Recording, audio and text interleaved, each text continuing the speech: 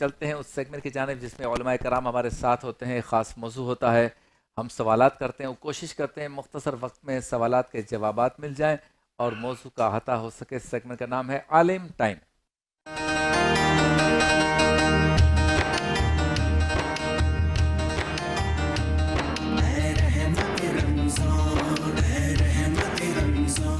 موجود ہے ہمارے ساتھ آپ کے ہمارے ہم سب کے پسندیدہ مفتی غلام دستگیر صاحب. السلام علیکم مفتی صاحب.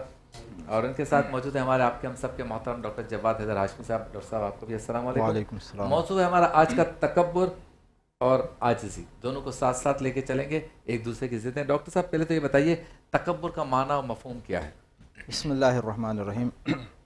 تکبر جو ہے بڑائی کو کہتے ہیں. تکبر اپنے آپ کو بڑا سمجھنا, اپنے اندر موجود چند خوبیوں اور چند اچھائیوں کی جانب اس طرح نگاہ کرنا کہ اس کی وجہ سے انسان کے اندر خود پسندی کا احساس جو ہے وہ پیدا ہو جائے اور جس کی بنیاد پر دوسروں کو اپنے سے کمتر سمجھنا شروع ہو جائے, تو یہ تکبر ہے. صحیح. اور یہ اخلاقی طور پر ایک ایسی بری صفت ہے کہ جس کی اللہ رب العزت نے قرآن کریم کے اندر بھی مذمت فرمائی ہے اور احادیث نبی صلی اللہ علیہ وسلم کے اندر بھی اس کی کافی زیادہ مذمت ہوئی ہے. صحیح. اور یہ تکبر انسان کو کہیں کا نہیں چھوڑتا, دین کا نہیں چھوڑتا, معاشرے کے اندر جو ہے وہ ذلت اور پستی کی طرف جو ہے انسان کو دھکیل دیتا ہے. اگر آپ تاریخ کو اگر دیکھیں تو سب سے پہلے جس نے تکبر کیا اور اپنے انجام کو پہنچا وہ شیطان تھا. شیطان نے تکبر کیا. اللہ تعالیٰ نے اس سے فرمایا تھا کہ وَإِذْ قُلْنَا لِلْمَلَائِكَةِ اسْجُدُوا لِآدَمَ فَسَجَدُوا إِلَّا إِبْلِيسَ أَبَى وَاسْتَكْبَرَ. ٹھیک ہے, سب نے سجدہ کیا حضرت آدم علیہ السلام کو, لیکن اس نے انکار کیا, استکبار کیا. ٹھیک, وَكَانَ مِنَ الْكَافِرِينَ, وہ کافروں میں سے ہو گیا.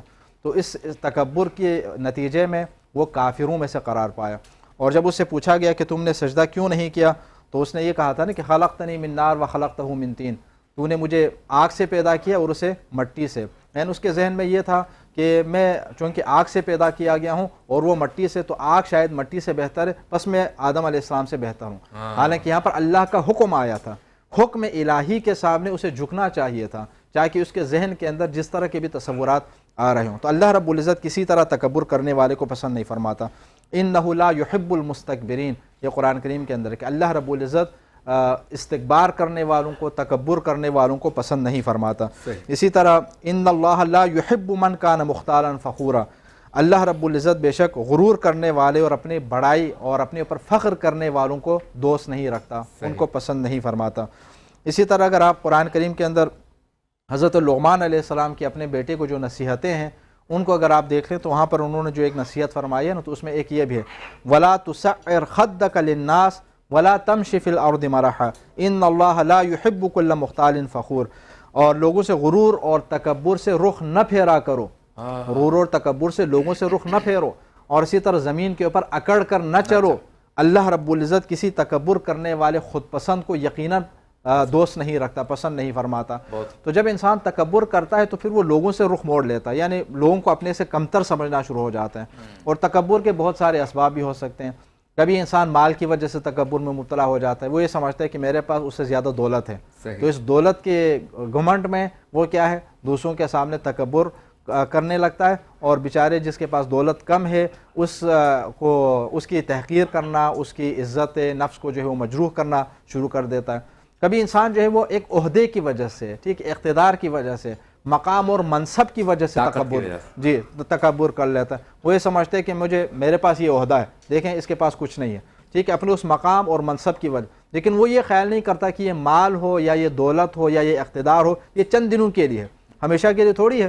تاریخ کے اندر ایسی مثالیں بھری پڑی ہیں کہ جن میں بہت سارے ایسے افراد تھے کہ جو اس طرح مقام اور منصب اور مال و دولت سے مالا مال تھے, لیکن اللہ رب العزت نے جب ان سے چھیننا چاہا تو ایک لمحے کے اندر ان سے وہ سارا مال چھین لیا, ان کا مقام اور منصب جو ہے ان سے جدا ہو گیا. تو انسان جو ہے اس چیز کا خیال رکھے. کبھی کبھی انسان کے اندر ذاتی کچھ ایسی خصوصیات ہو سکتا ہے کہ ہو جس کی وجہ سے انسان جو ہے خود پسندی کا, عجب کا شکار ہو جائے, ٹھیک ہے, جس کی وجہ سے تو انسان کے اندر جو ہے تکبر پیدا ہو جائے. تو تکبر انسان کو کبھی کبھی اس مرحلے تک بھی لے جاتا ہے کہ انسان خدا نخواستہ دائرے کفر کی طرف چلا جائے. اگر انسان خدا نخواستہ اللہ رب العزت کے مقابلے میں اگر تکبر کر لینا تو یہ تکبر انسان کو کفر تک لے جاتا ہے. کیونکہ بعض قرآن کریم کے اندر بھی بے شمار آیات کریمہ ہے کہ جن میں اس جانب اشارہ ہے کہ جو لوگ تکبر کی وجہ سے اللہ رب العزت کی عبادت اور بندگی سے منہ موڑ لیتے ہیں, وہ گویا کہ استکبار کرتے ہیں, وہ گویا کہ کفر اختیار کر لیتے ہیں. صحیح. تو تکبر وہ ہے کہ جو انسان کو دائرۂ ایمان سے نکال دیتا ہے اور لوگوں کے دلوں میں اس کا کوئی مقام و منصب نہیں ہوتا. ظاہر ہے اس کے رعب کی وجہ سے ہو سکتا ہے کچھ لوگ احترام کریں لیکن دل سے کسی کا احترام وہ صحیح. دل سے کوئی آدمی اس کا احترام نہیں کرے اچھا گا. مفتی صاحب، علامات کیا کیا ہو سکتی ہیں کہ بندے کو بھی لگے کہ لگتا ہے کہ میں اب متکبرانہ سوچ کی طرف آ گیا ہوں، یا کسی بندے کے چال ڈھال میں باتوں میں ایسا فرق آنا شروع ہو جائے کہ علامات ظاہر ہوں کہ اب یہ تکبر کی طرف جا رہا ہے؟ بسم اللہ الرحمن الرحیم. اهدنا الصراط المستقیم. صدق اللہ العظیم. بہت شکریہ. وَلَهُ الْكِبْرِيَاءُ فِي السَّمَاوَاتِ وَالْأَرْضِ. کبریائی تو زمین و آسمان میں صرف اللہ کی. تکبر آتا اس وقت ہے، علامات میں عرض کرتا ہوں، تکبر آتا اس وقت ہے کہ جب انسان اپنے آپ کو اپنے اندر کوئی خوبی پاتا ہے اور اس خوبی اور کمال کو اپنا کمال سمجھتا ہے. اللہ کہ بھائی یہ میرے پاس جو پیسہ ہے نا، آپ کو بہت سارے لوگ ملیں گے، ہاں حضرت میں نے بڑی محنت کی ہے، ہاں ایسے پیسہ نہیں جمع ہوا بھائی، ہاں میں نے بہت تعلیم حاصل کی ہے، ایسے تھوڑی چار لوگ ہمارا انتظار کرتے ہیں بیٹھ آگے کر، پیچھے گھومتے ہیں، آگے پیچھے گھومتے ہیں، تم ایسے منہ اٹھا کے چلے آئے ہو. تم موڈ ہوئے چلے آتے ہو. تو یہاں سے تکبر کا آغاز ہوتا ہے. تو شیطان جو تھا وہ صاحب علم تھا نا، معلم الملکوت کہا گیا، ہاں تو یہیں سے اس کے تکبر کا آغاز ہوا. جب آدم علیہ السلام کو مٹی سے پیدا کیا، اس نے کہا انا خیر منہ، میں تو آدم سے بہتر ہوں. کیوں؟ اچھا دلیل کیا دی اس نے؟ کیونکہ جو متکبر ہوتا ہے نا اس کے پاس دلیل بھی ہوتی ہے کہ میں اس لیے بہتر ہوں کہ میں خوبصورت بہت ہوں، میں اس لیے بہتر ہوں کہ میرے پاس مال بہت ہیں.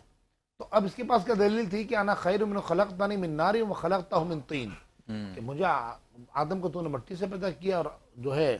اچھا اس کی یہ دلیل، اس کی وجہ کیا تھی؟ علامہ ابن کثیر لکھتے ہیں، فرماتے ہیں اس کی وجہ یہ تھی کہ شیطان نے اپنے تئیں ایک جو ہے وہ نکالا تھا، نتیجہ نکالا تھا. نتیجہ کیا نکالا؟ اس نے کہا مٹی کو اور زمین، مٹی کو اور آگ کو زمین پر رکھا جائے. اچھا جب رکھا جائے تو مٹی نیچے پڑی رہے گی اور آگ اوپر کی طرف اٹھے گی. ہاں تو جو اوپر ہوتا ہے وہ افضل ہوتا ہے، اللہ. اس لیے میں آدم سے افضل ہوں. دیکھیں اب یہ علامات جب انسان کے اندر جتنے لوگ ہیں وہ مال آ جاتا ہے، مال تکبر لاتا ہے. دیکھیں حسن، جمال، مال، دولت، شہرت، عزت، یہ تکبر لاتے ہیں. ان میں سب سے زیادہ جو تکبر لاتا ہے نا وہ علم ہے، اچھا کیونکہ شیطان کو علم نے ہی تباہ کیا تھا. ہاں علم بہت تکبر لاتا ہے.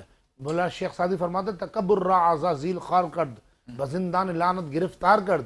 کہتے ہیں تکبر کو تو عزازیل کو برباد کر دی تکبر نے، اور زندان اور جو ہے لعنت کے قید خانے میں ہمیشہ کے لیے گرفتار ہو گیا. کیا بات. تو سب سے پہلی علامت یہ.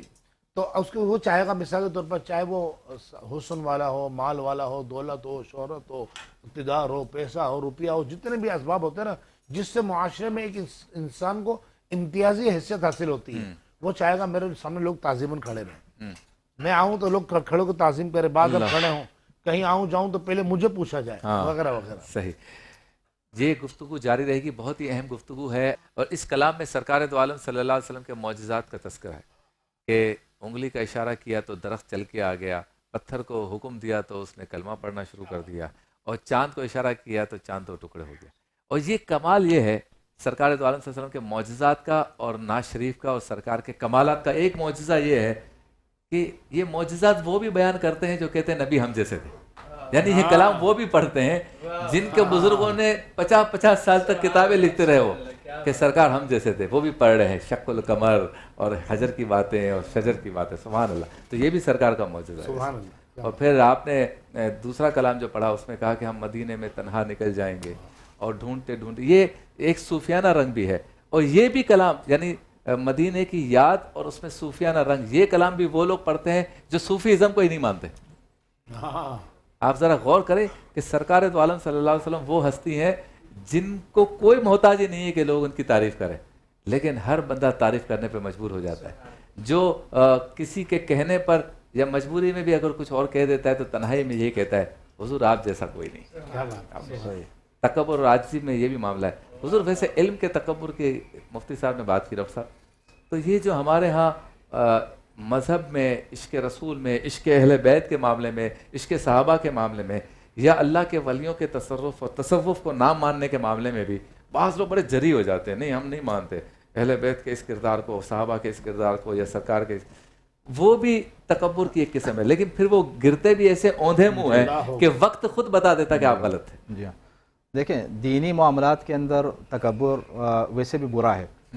توحید کے معاملے میں اگر ہو، رسول اکرم صلی اللہ علیہ وسلم کی رسالت کے معاملے میں اگر ہو، تو یہ تو باقاعدہ کفر کی طرف انسان کو لے کے جاتا ہے کہ ان کے مقابلے میں اگر کوئی تکبر کر لے۔ قرآن کریم کی آیت بھی اس حوالے سے موجود ہے۔ اور ظاہر ہے انسان جب خود پسندی کا شکار ہو جاتا ہے تو یہ اسے دین سے دور ہی لے کے جاتا ہے۔ اس طرح کی بہت ساری مثالیں بھی ہمیں ملتی ہیں تاریخ کے اندر بھی، بہت سارے ایسے افراد کہ جو دین کے دائرے میں نہیں آئے، ٹھیک ہے، ان کے سامنے انبیاء کرام موجود تھے، ان کی ہدایتیں موجود تھیں، انبیاء کرام کے معجزات تھے، لیکن اس کے باوجود وہ ماننے سے انکار کرتے تھے، تسلیم کرنے سے انکار کرتے تھے۔ کس وجہ سے؟ تکبر کی وجہ سے، کسی نہ کسی طرح وہ تکبر کا شکار تھے۔ ایک روایت آپ کے سامنے پیش کر دوں۔ ابو جہل ایک دن خانہ کعبہ کا طواف کر رہا تھا اپنے دوست اخنس بن شریق کے ساتھ۔ اچھا، تو حضور اکرم صلی اللہ علیہ وسلم کے اعلان نبوت کے بعد کا زمانہ ہے، مکے کے اندر یہ خبریں بہرحال بہت پھیلی ہوئی ہیں اور ہر ایک کی زبان کے اوپر بہرحال آپ ہی کا تذکرہ ہے، یا آپ کی حمایت میں جو ایمان والے ہیں اور دوسرے جو ہے آپ کی مخالفت میں۔ صحیح۔ تو طواف کرتے کرتے ابو جہل نے ایک جملہ کہا، اچھا، وہ انتہائی حیران کن ہے، آپ دیکھ لیجئے۔ ابو جہل نے کہا کہ واللہ لا اعلم انہ لصادق، کہ اللہ کی قسم میں ضرور جانتا ہوں کہ وہ سچے ہیں۔ حضور اکرم کے بارے میں انہوں نے کہا۔ تو اخنس بن شریق چلتے چلتے رک گیا، اس نے کہا کہ تم کیا کہہ رہے ہو؟ تو اس نے دوبارہ یہ جملہ دہرایا، واللہ لا اعلم انہ لصادق، اللہ کی قسم کہ حضور اکرم جو ہے وہ سچے ہیں۔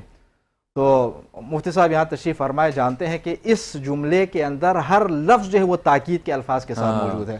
خود قسم تاکید کے آتا ہے، خود مادے علم تاکید کے لیے، اور اس علم کے اوپر لام تاکید دوبارہ، اور پھر لا علم ان خود تاکید کے لیے، صادق کے اوپر دوبارہ لام تاکید، یعنی اتنے تاکید اور یقین کے ساتھ وہ کہہ رہا ہے کہ وہ سچے ہیں۔ کس چیز میں سچے ہیں؟ دعوی نبوت میں سچے ہیں۔ تو اخنس نے پھر اس سے پوچھا جب تمہیں اتنا یقین ہے حضور اکرم کی سچائی کا تو ایمان کیوں نہیں لاتے؟ تو اس کے بعد والا جملہ قابل غور ہے، ہمارے موضوع سے مربوط۔ تو میں یہ عرض کر رہا تھا کہ ابو جہل بھی جانتا تھا کہ رسول اکرم صلی اللہ علیہ وسلم اللہ کے نبی ہیں۔ وہ طواف کرتے کرتے اخنس بن شریق سے کہتا ہے کہ واللہ لا اعلم انہ لصادق، اللہ کی قسم کہ میں جانتا ہوں کہ یہ صادق ہیں، سچے ہیں، یعنی نبوت کے دعوے میں سچے ہونے کی وہ گواہی بھی دے رہا ہے، کیونکہ اسے بالکل معلوم تھا، وہ نہ جاننے کی وجہ سے انکار نہیں کر رہا تھا۔